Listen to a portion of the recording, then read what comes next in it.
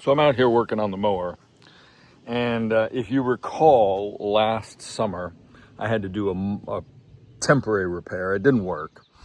Brand new mower, but the bushing has slipped out of its hole that it's supposed to be in. It's supposed to go through there and into there.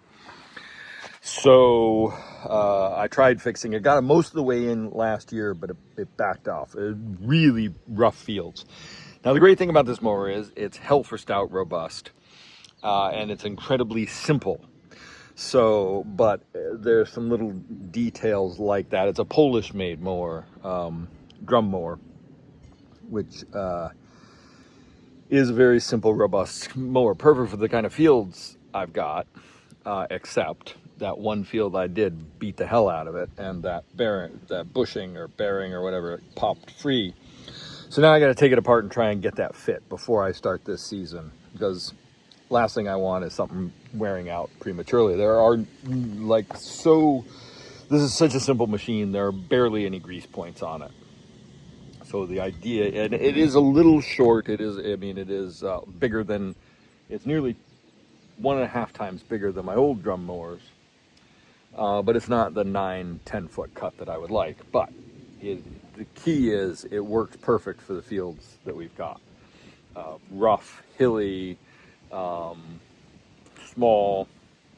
So 10 out of 10 marks for that. It's just I wish that bushing hadn't come out, and I don't now have to try and take this apart and fix it.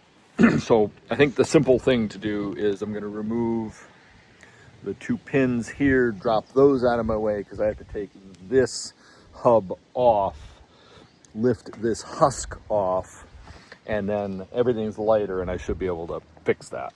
That's the theory. From what I remember, I put this thing together when I got it new. It was all crated up because it was shipped here.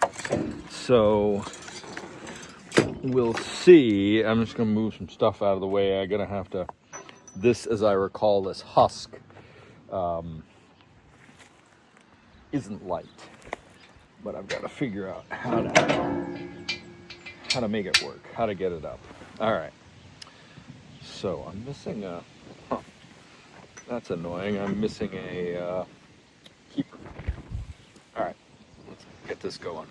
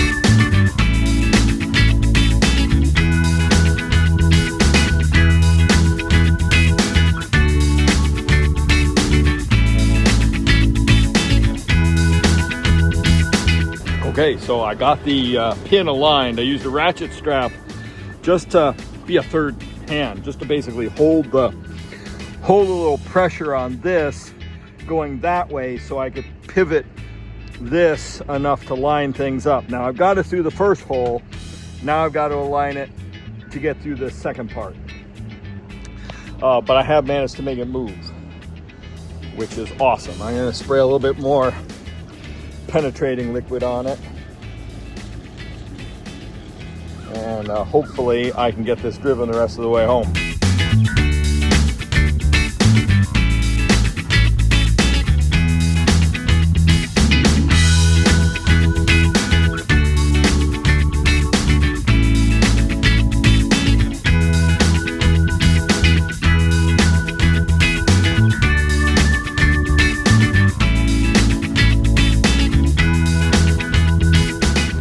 All right, I managed to beat it into submission. I got it in place. Much better placement. I think it's all the way in there. I did manage to smash my finger in the process. But that's on there. Now I think what I might do, because there's no telling whether that can back out, so I think I'm going to put a bead of weld right on that shaft, a little just behind that bronze bushing, so that it can't slip back in motion. I think that would be the simplest, easiest thing, and then if I ever need to replace it, I can grind that weld off. I didn't get it as far as I wanted, but it is mostly through both of the two pieces, so I've been beating on it for a while. I can't get any further, so I think I'm good. I mean, of course, I could take it all apart, but that means I not only have to align just one pin, I got to align two. So I'm saving that process for when I absolutely have to rebuild and replace those bronze bushings. So I'm going to quick get the welder and just zap some weld on there. I have to leave the skid steer running, or the hydraulics at tip the husk, so I just got to quick do it while the machine's running. I got to find an extension cord, get some power over there, and just zap it. All right, of course, as soon as I got the welder out, it started raining. Out of nowhere, we got a little sun shower.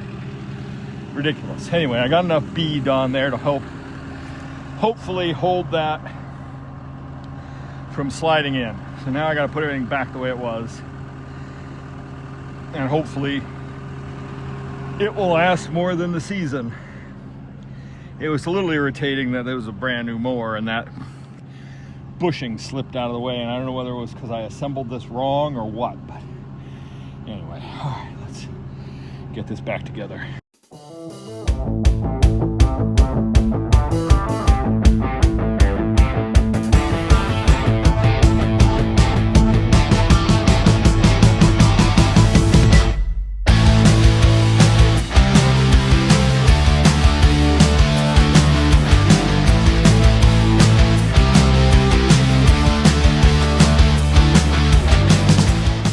Well, I continue to get rained on, but I got it done.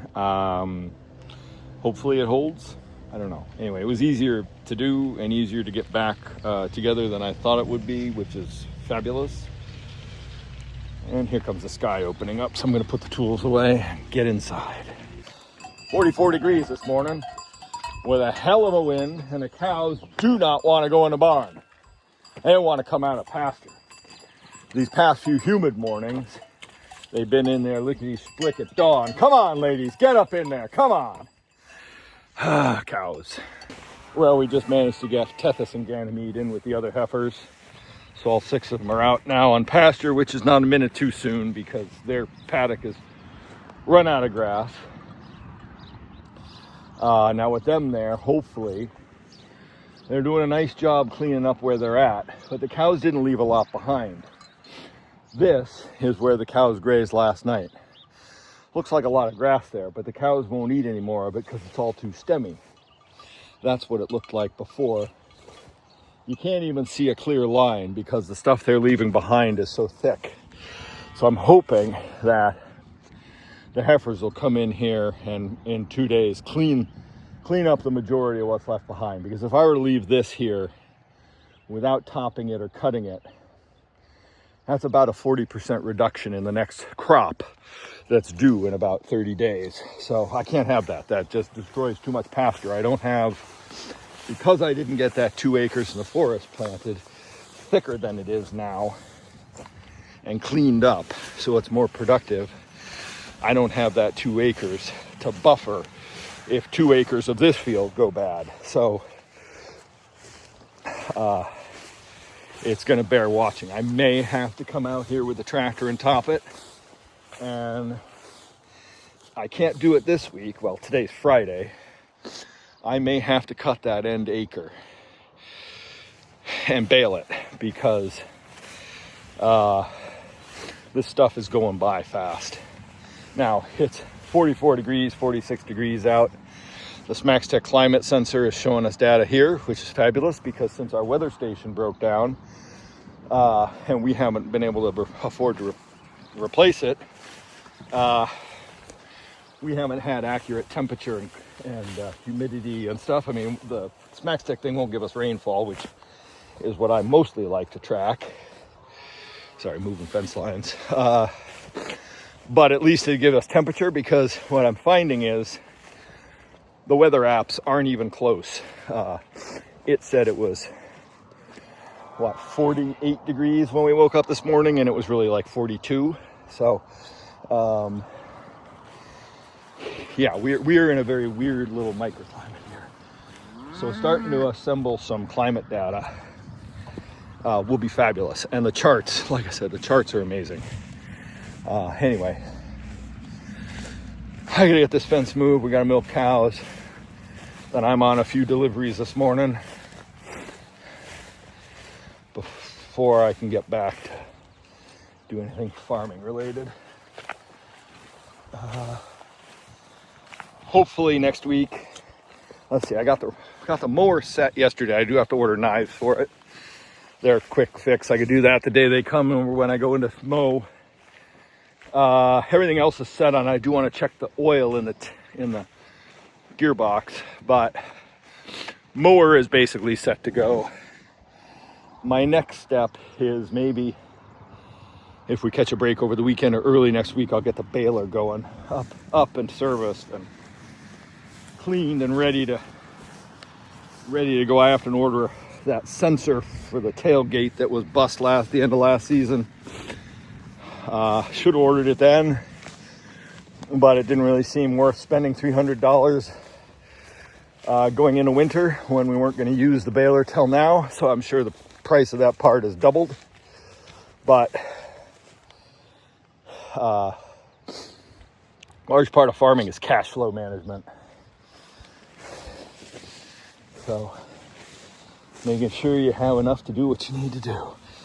Now, if I had umpteen acres and I could hold some more for umpteen grazing acres rather, and could hold some back for silage, like the 2 acres of this field, and I had somewhere else to graze the cows, this amount of trample, while a little extreme, isn't necessarily a bad thing. But it would really mean I would just get 2 grazings out of this field. And for me, that's not an option. We're trying to be environmentally sensitive on a small scale farm, operating within our space, as it were. And so making sure everything is efficient or grazed cleanly and the cows are producing what they need to produce, that's kind of what it's all about. But it is a delicate balance that you get right some years, and other years it's almost impossible. So you just move forward and do the best you can, which is why this year I'm following with the heifers. Now, some years in the past, way past, when I had sheep, I would have followed the sheep on that, and they would have done great, cleaning up the mess. But it would take a lot of moves and a lot of sheep management to clean up what the cows have left behind this time. So I think the heifers are the right option. If only I could get the dry cows separated out, because the dry cows do not need the better quality feed. But I have a feeling if there's only 3 of them, and it'd be a fight to put them in with the heifers. I may try. I'm just happy that we got all 6 heifers in the same spot for now. I will say, I will take the cooler weather, because it means the grass is going to grow faster. It isn't going to stall out at that above 80 degree temperature like we've had. So while the super hot temperatures did cause the grass to grow, it also caused it to head out early. Like I'd say, usually the grass isn't at this stage till the 2nd week of June in an average year. So it is a little bit in pockets. Now that could just be better year, better growth, more fertility in the soil here. I'm not exactly sure, but the temperatures definitely exacerbated the situation we're in right now. Because I've been looking back at photos, and Well, the dandelions have been in the same state. The grass has not headed out in previous years. So we're in a new situation and just trying to figure out how to navigate it. Like I said, in a normal year, if diesel were at the regular normal year ago price, I wouldn't have put the heifers in here. I'd graze them somewhere else. I would have moved the cows here, put a back line up, and mowed a couple days after the cows get out of each section and top the ground. And that works really well, but it does make a mess of the mower and tractor, but it does help spread the manure pads. So there's good and bad, but I hate to do it this year because of the diesel price and not knowing how much worse it's going to get and what sort of business year we're going to have. So right now, we're going to try what we're trying, and we are still cranking out more milk and growing more grass this year than we did last year at this time. So all things being equal, I'll take it. That is some kind of win. I don't know whether it's down to my management or climactic factors or what. This gate's getting fixed soon, I think. Down here for a grass walk at Farnsworth on a stunning day. Oh, what an afternoon. It is delightful. I think it's about 58 degrees and sunny with a nice breeze. Supposed to be really windy tomorrow, which isn't going to bode well for trees in saturated soil. They're going to blow over like masts. That tree is just beautiful. Yeah, it is gorgeous here. The grass is heading out here, but a lot of it isn't tall. Oh, and this is the first field I've seen where clover's in blossom. So I haven't walked those yet. I usually do a pattern here because I want to end up back by the car when I'm done walking everything. I haven't been walking the marsh because it is so wet, and there's just no point in quantifying that grass because if I could cut it today, it's really tall and lush, but it's too wet. I'd bury the tractor. So I have to wait till it's dry, and by the time it's dry, the stuff is little more than bedding. So I haven't been quantifying it. It's not like I can, at the moment, improve it. As soon as some drainage is added back there, it'll be a really impressive field again. It used to be a pasture or a hay field a long time ago, but not now because soil is compacted from being brush hogged too often when it was wet. And those ruts just fill up with water and make a mess. So I only do it when it's dry, really dry. I think I've gotten 2 cuttings off of it though once. So hopefully it'll dry up a bit and I can at least get 1 cutting this year. Grass is growing, it's growing well, it's looking good. You can see the edge against the mown lawn. So it is delightful here. So lucky to have this be a place that I can work and come and harvest grass. And slowly, we're improving the grass down here, and hopefully, it looks like it might have responded a bit to the fertilizer I put out. And hopefully, after first cut, if all goes well this week, I should be able to put manure out after first cut. So I'm going to set to and do this grass walk. I've upset a flock of Canada geese, but they've got a ton of goslings. 2 different groups. I've seen 3 sets of goslings since I got over here, over to Hank's. The grass here is looking good. It's coming on strong. It's probably a week ahead of Farnsworth in growth but about a week behind Farnsworth in terms of heading out, which is phenomenal. So ground is awfully wet though. If the wind this weekend keeps up and this sunshine and we don't get a lot of rain next week, what's in the ground gets absorbed by the growing plants. We get a few warm nights and some warm days. Last night was way too cold. It got down to 42 at our place. So that's too cold to grow grass really strongly. You need nights in the 50s, days in the 60s, and the grass just pumps out of the ground.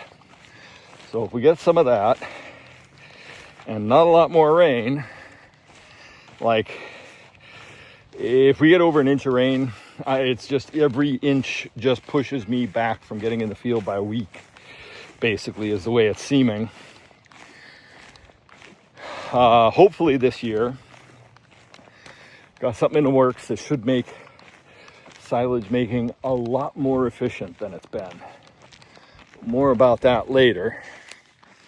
I think, I'll measure the grass. I'll look at the grass report.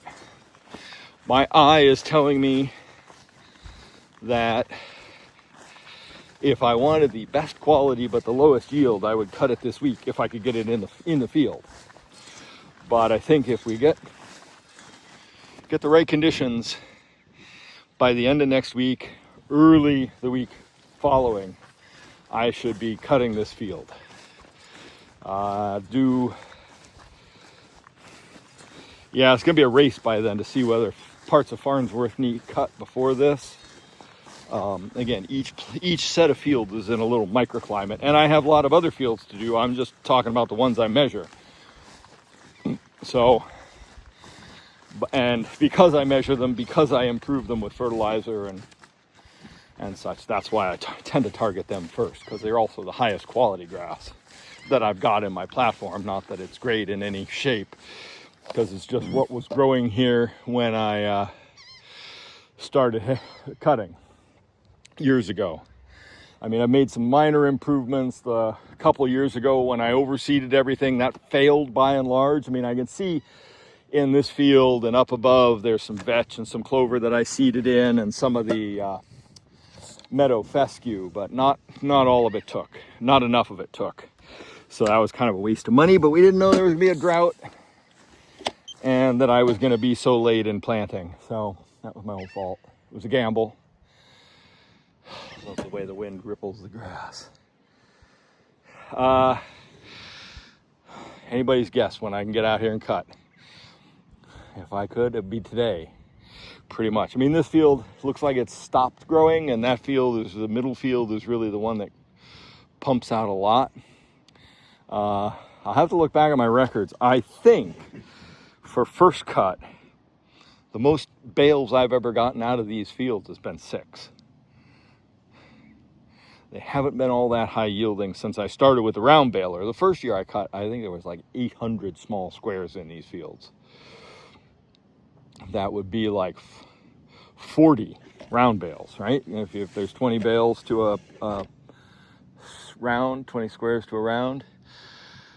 But because I haven't ever gotten, I've only been able to put a limited amount of nitrogen on here. I haven't gotten any manure on like I wanted to over the years. So hopefully that changes this year.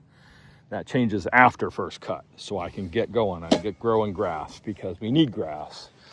Yeah, and I know if these fields are this wet, Thomaston is going to be even wetter. So that's always one of the last fields I end up cutting, although I really want to try and get 2 cuts out of Thomaston because of the surface area. It's a lot of bales in one place.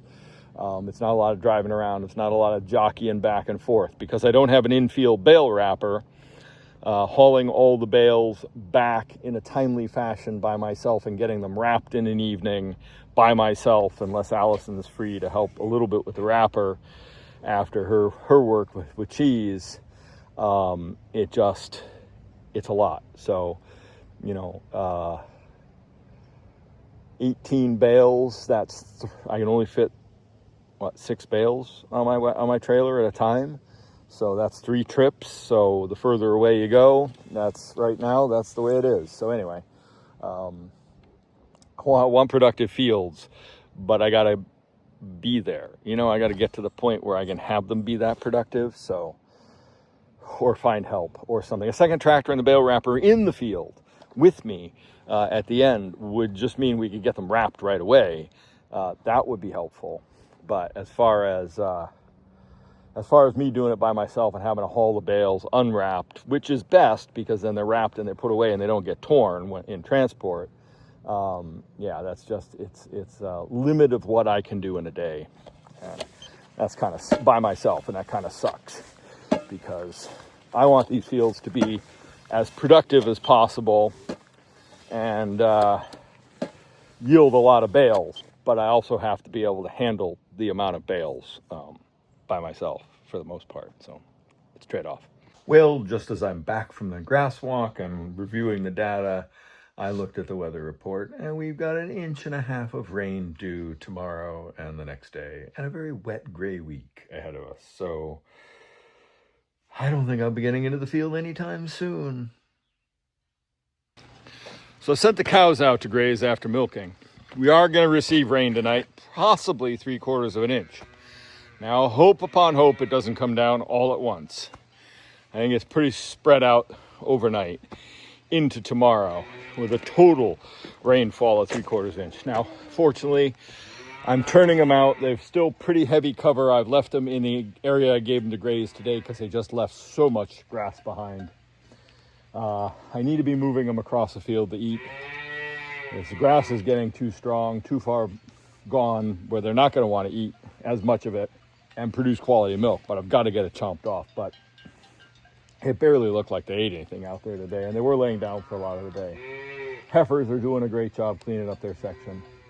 And fortunately, the area where the cows are going to be isn't a very wet section of the field. So even if it does pour, they've got a wide area. They can all make their way to the barn. They're not locked in any way. So if they want to come off the field, they can totally come off the field.